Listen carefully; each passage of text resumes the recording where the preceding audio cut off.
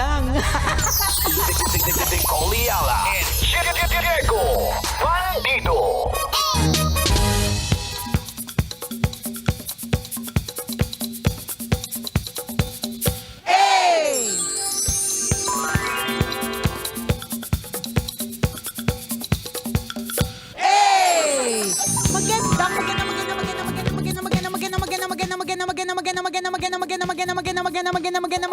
Magandang tanghali. Kumikinang na ulo, Diego Bandido.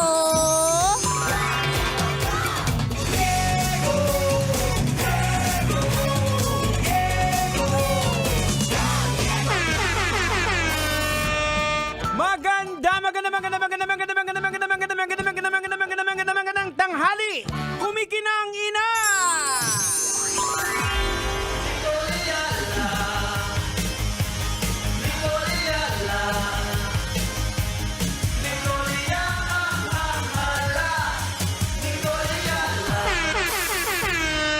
Dear Nicole Ayala and Diego Bandido.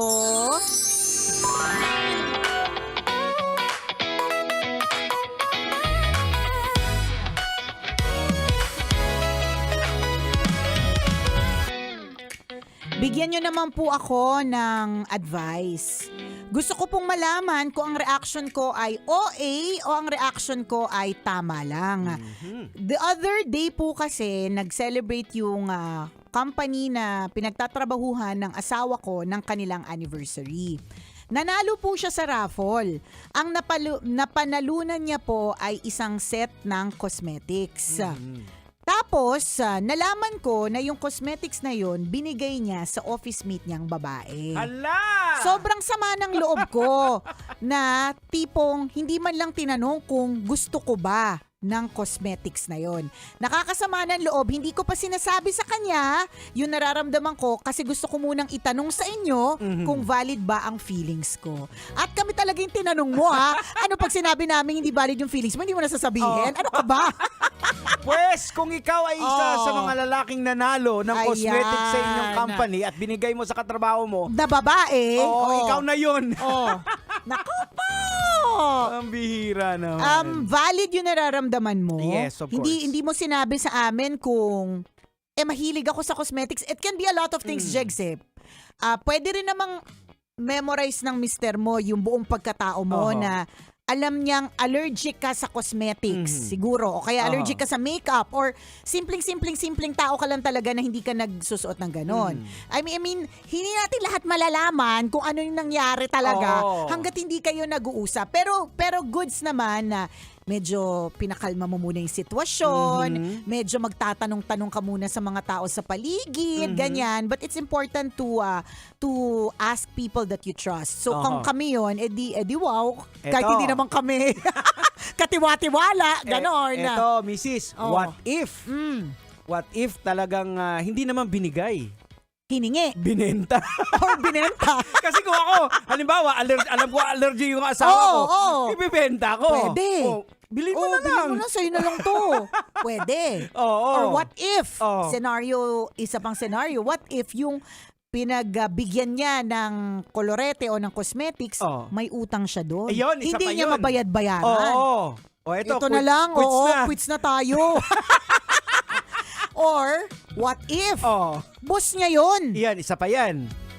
Papakitang gilas. Nagpapakitang gilas siya sa boss niya. Kasi syempre, hanggat in good terms siya dun sa boss niya, maganda yung lagay niya sa kumpanya. At habang maganda yung lagay niya sa kumpanya, okay kayong pamilya kasi may trabaho siya. Tsaka mahirap biruin ka ng boss. Hindi mo naman kailangan, akin na lang yan. Tama, di ba? Siyempre mahihiya ka rin yung mga din. ganon. Or what if? Ang dami. See, ang dami namin pwedeng mag-create na scenario na what if.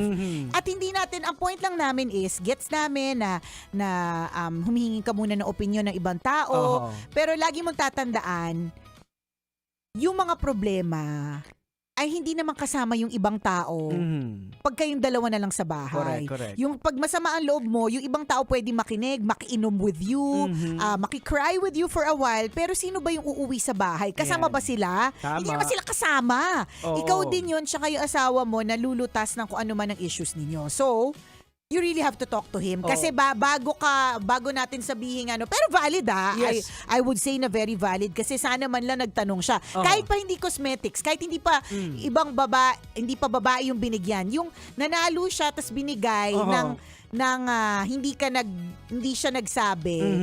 What if kailangan nyo? Mga ganon. Kasi ako, pag nananalo ako, tas alam ko na kaagad na, kunyari, electric kettle, ganyan, na napanalunan ko. Alam ko na kaagad hindi namin kailangan ng electric kettle. Tama. Pero tinatanong ko pa rin sa asawa ko. Tinatanong ko pa rin sa kanya, bigay ko na lang ba to or iparaffle ko na lang din to sa iba? Kumbaga, nagbibigay ako ng heads up kasi Correct. kung ano man yung napanalunan sa raffle ng asawa mo, di ba supposedly parang shared na yon with you. Kasi Mga ganon. ako sa perspective ko kasi iba-iba kasi din ang mga lalaki. Kumbaga wala kaming personal knowledge doon sa kung ano talagang nasa utak ng asawa mo. Kasi kung ako nun, tatanungin ko muna yung asawa ko, nanalo ako ng cosmetics. Yung ganun din, Correct. sabi ni Nicole na nanalo siya ng kahit hindi niya electric kailangan. kettle. Oo. Kasi decision yung dalawa yun True. Kaya kung tinatanong mo sa amin kung valid yung nararamdaman mong masama yung loob mo, oo naman. Kasi parang nag-decide siya ng hindi kakasama. Oo. Ang mas malala pa dito, sa tingin ko baka kailangan mo rin o gusto mo. Or ang mas malala kasi sa babae binigay, what if? Oo. Nagsiselos na siya ng matagal na panahon dun sa babae yun.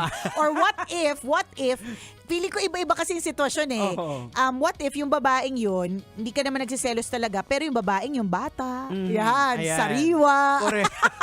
Para feeling ko iba din kapag yung babae yung matanda na, Correct. yung bang Oo. uugod-ugod na, parang gano'n. Hindi namin alam Oo, kasi halimbawa, kung ako yun halimbawa, kung kahit alam ko hindi ka naman nagme-makeup yung asawa ko, pwede pa rin tatanungin ko pa rin kasi baka may kapatid siya Correct, na pwedeng pagbibigyan. pagbigyan. O ibenta niya sa commerce niya, True. magiging pera pa. Correct. Yun. Yung mga tipong ganyan. So, lahat ng mga pinagsasabi namin ay impawang imbento lang. Nag-iisip kami ng mga pwedeng Mga dahilan senaryo. at senaryo. Pero ang makakaalam lang talaga niyan ay ikaw pagka Oo. tinanong mo yung asawa mo. Ayan. And hopefully, you will be very honest about it. And Oo. please be honest na sumama yung loob ko Yan. Kasi baka sabihin mo mababaw. Pwede ka may mga ganong intro. Baka sabihin mo kasi mababaw Pero alam mo ba, sa sobrang sama ng loob ko, sinangguni ko pa sa tambalan. Pinag-usapan nila sa radyo. Oo, kaya it all boils down to communication. I-communicate mo yung nararamdaman mo. Kasi yun nga ang Truly. problema. Actually, kung bakit ako personally sinasabi to kasi parang dati, nung medyo bata-bata pa kami, bago pa yung ganito yung ginagawa I-consult mo muna sa Kaya medyo nagkakaroon ka ng galit na iipon.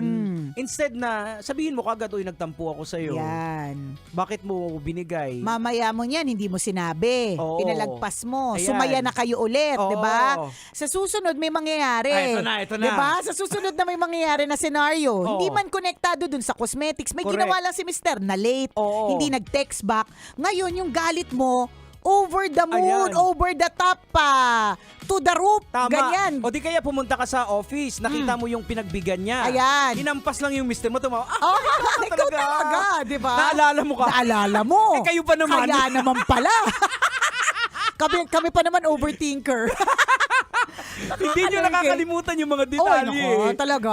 Hindi naman kaya ang mga perfect na maging historian ay mga babae. 'Di ba? Kasi naaalala namin yan. Kaya pala, ibinigay niya. True. Kasi may something. Yan.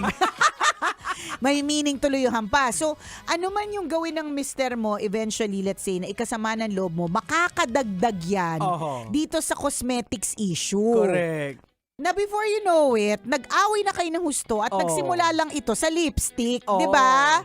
Kasi nga bata. True. Ay hindi mo pala alam, yung nanay pala nung empleyadong yun yung nagpasok sa kanya dyan. Mga ganon.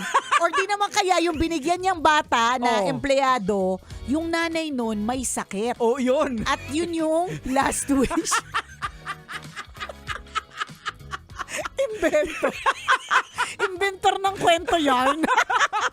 Hindi kasi, again, ulitin lang namin, misis.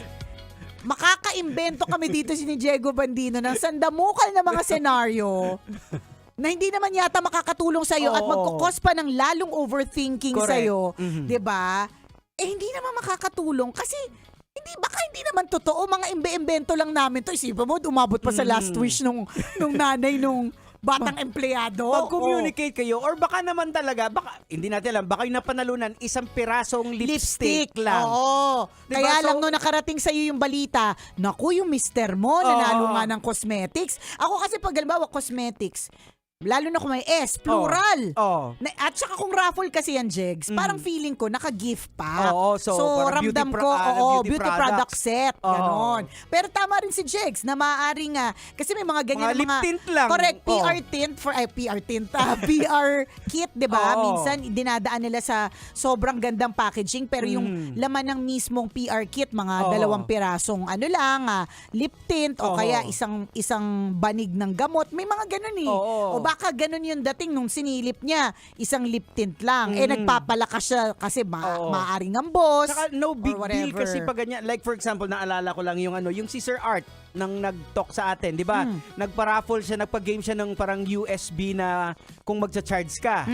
Pag may nanghingi sa bigay na lang kasi Hindi naman Hindi yata na- kailangan. o parang hindi naman siya talaga big deal. Oo. So hindi namin alam kung anong klaseng pa-raffle yan, kung parang trip lang o may Pwede. anniversary. Anniversary nga daw eh. Ayun lang. Oh, yung anniversary talaga. So medyo big. Oo, malaki hindi siya yun. yung parang ano-ano lang sa, bawa meeting-meeting lang. O Oo. parapol tayo ng USB na mga Ayan. ganon. Hindi. Oo. Ano eh. Alam mo, anniversary. So syempre pag anniversary, di ba, nakakita ka ba ng lip tint lang yung binigay? Oo. Kung lip tint lang yung binigay, tapos anniversary, magre-resign na ako Oh, dyan. baka anniversary din nila. Hindi, binibiro ka. Mag-usap Naka, kayo. Mag-usap na kayo. Kasama mo ang tambalang kumikinang. Ako po si Diego Bandido. At ako po, si Nicole Yala. Kailangan pa bang i-memorize yan? Basic!